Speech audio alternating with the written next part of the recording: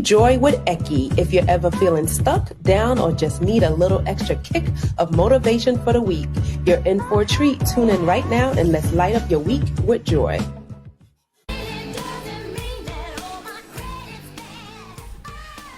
Rise, rise, rise and shine. Happy Wednesday, beautiful people. Hope you all are feeling good. If not, hope you're feeling good at this moment to be present with me for a few moments. Yes. Bronson, how you doing? Doing well for an old man. Yes. You said for the old man?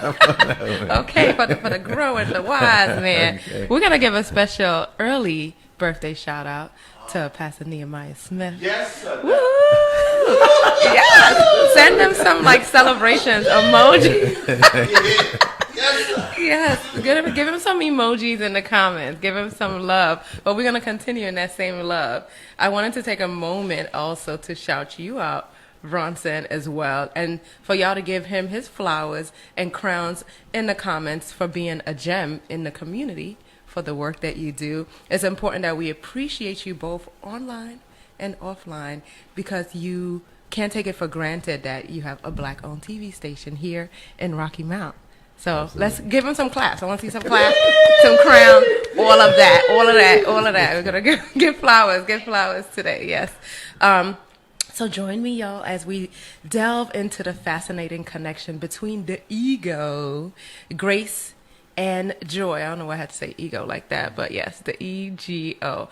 I struggle with that word in a way, because there's some people that see it as positive, some people see it as negative, or they merge it in. And we're going to dive into it, right? I would love to hear what your thoughts are as well.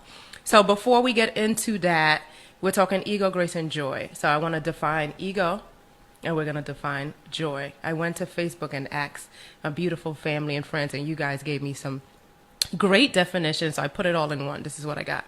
So ego, defined by Dr. Dwayne Dwyer. He was a phenomenal, renowned author, speaker in the field of self-development and spiritual growth.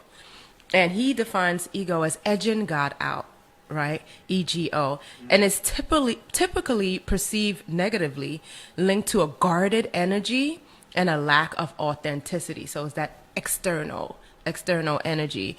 While some may see it as positive aspect, this was from someone I got on Facebook. In Christian terms, aligning ego with divine purpose and humility. Then it can become negative when inflated or overly focused on others' opinion. And the way you do it is you strike a balance is key, using ego for self-esteem without excessive boastfulness. So it can be puff up. Ultimately, a healthy ego comes from aligning with truth, focusing on self-validation instead of seeking external approval. Now, I got this blurb. Shout out to Kanisha Berry, Christopher Braswell, Ayana, and Risa for chiming in, and there was a few others, so I appreciate you all. So we got that. So now let's get into grace. Grace, one of my favorite words. Grace often conveys a sense of beauty, kindness, and elegance, whether in physical movement, demeanor, or spiritual context. The specific meaning can be determined by the context in which the word is used. So grace can be observed in a ballerina effortless turn. It can encompass divine favor, courteous behavior, and the ability to handle challenges with calmness and kindness. So those are the definitions we got from grace and ego. So now let's get into the 3 points for today and 3 examples when talking about ego and grace. The first one is humility and joy. Embracing grace often involves cultivating humility, letting go of excessive ego. When we approach life with humility, we open ourselves to gratitude and appreciation for the simple joys all around us. For example, instead of seeking recognition for your achievements, take a moment to appreciate the collaborative effort that contributed to the success. This humble approach allows you to find joy in shared accomplishments rather than personal glory. I often get recognized humbly for the work that I do. And a lot of times people, EKI, God, it's all about, no, it's not all about me. I have a board of directors with my nonprofit. I have my family. I have my friends. I do not build it on my own. And I think that's how you continue to get blessed, because it's not about you. You celebrate others. You give that balanced energy. So that's what we have. First one, humility and joy. Next one is how ego impacts on relationships. So managing our ego in relationships allow for more authentic connection by providing grace and communication and fostering understanding. I feel like y'all are connecting with me. It's quiet, but we're listening, right? The approach cultivates joy, creates a harmonious environment, harmony, where everyone can experience happiness. There's energy in that. So release the ego. Here's an example, y'all. We all been there. In a disagreement with a friend or a partner, instead of insisting on being right, practice active listening. I'm going to get into listening at our next one. I have a gem for you. I have these 5 points that I want to share with active listening. And seek to understand their perspective, right? By managing your ego and fostering understanding, you create an authentic connection that brings joy to both parties. Yeah? Active listening, taking a moment and really listening to what the person has to say gives that balance. The last one is resilience and inner peace. We tapped in a little bit on inner peace, which will keep coming. Balancing ego with grace enhances our resilience. When faced with challenges, a graceful perspective helps us find joy in the midst of adversity. It allows us to navigate difficulties with a sense of inner peace, promoting overall well-being, because that's the goal, well-being, one of our many goals, great positive goals. Last example, imagine encountering unexpected traffic. We've all been there. We're in traffic on our way to an important meeting, work, wherever you're picking up the kids, event. Instead of allowing frustration and impatience to take over, approach the situation with grace and resilience. Use the extra time to practice mindfulness. Take time to listen to your favorite podcast. Turning a potentially stressful situation into a moment of tranquility.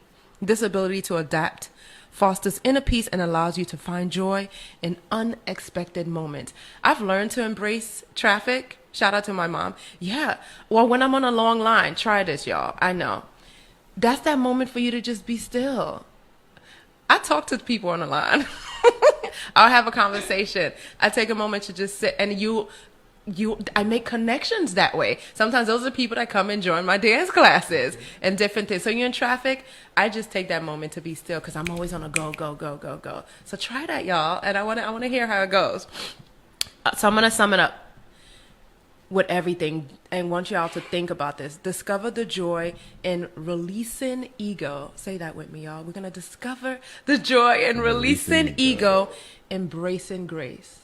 Releasing the ego and embracing the grace. I have homework. I'm leaving y'all with some homework today. Find one thing to be grateful for daily and respond with grace instead of ego in a challenging moment. Find one thing to be grateful for and respond with grace instead of ego in a challenging moment. So Bronson, I want to hear your thoughts. Which one resonate with you? At first, every time I have an avoidance model. So tell me. Instead of embracing that long line, I'm just gonna go somewhere else. That's real. Let's be honest with that. It's a process. You do that line too long. Nah, I don't really need that right now. So not forget that. Yes. And then the whole traffic thing. That's a whole other thing. I probably shouldn't be. Yeah. So anyway, that's that. But it's interesting. One step at a time. Absolutely. But you talk about ego, and then perception is certainly important there as well. And I was reminiscing over some things about ego, the selfishness, the pride, and all that kind of stuff, and really how you are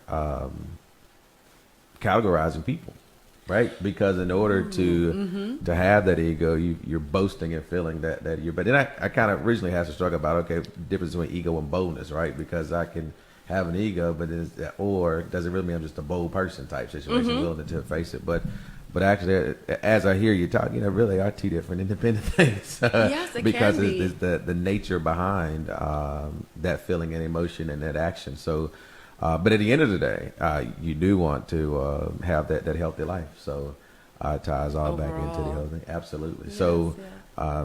release those things that would cause discomfort, but also at the same time, those uncomfortable situations actually build you up too. So you got to kind of balance that whole It situation does. out to On figure out, both okay, parts. yeah, Both parties. because Absolutely. as you said with your situation about standing in line, you embrace that uncomfortable situation by starting talking to people, and so bam, now you done made new people that expand opportunity, building relationships, Yes. and those things are important too. That So mindset. Yeah. it's perspective is important. That is. That's That is. perspective, yeah. Absolutely. Well, we certainly appreciate you. Thank you. What else is happening for you? What is happening? We continue on rehearsals. Okay. For Motown, a lot is going on, so that's going great. Send some love and light, and I have some exciting news coming soon. Maybe next time Okay. I will share some dance classes coming on. I'm available for wellness dance classes. Again, EKI's Famous. That's EKISFAMOUS on all platforms: Twitter, Facebook, Instagram, website, and ekisfamous@gmail.com. But I want to hear your homework, what you guys are doing, and then share in the comments what does ego mean to you and how you connect with joy.